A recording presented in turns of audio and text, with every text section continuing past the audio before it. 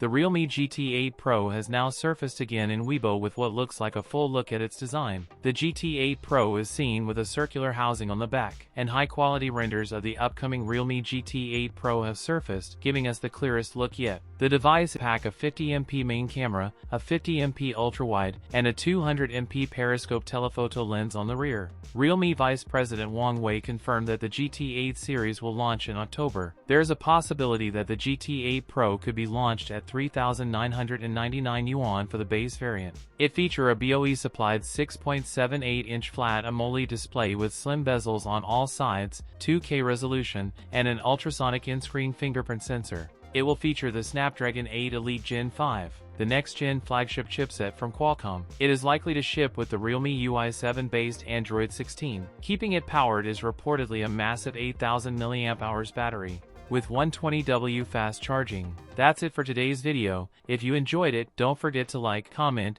and subscribe for more content. Thanks for watching, and I'll see you in the next one.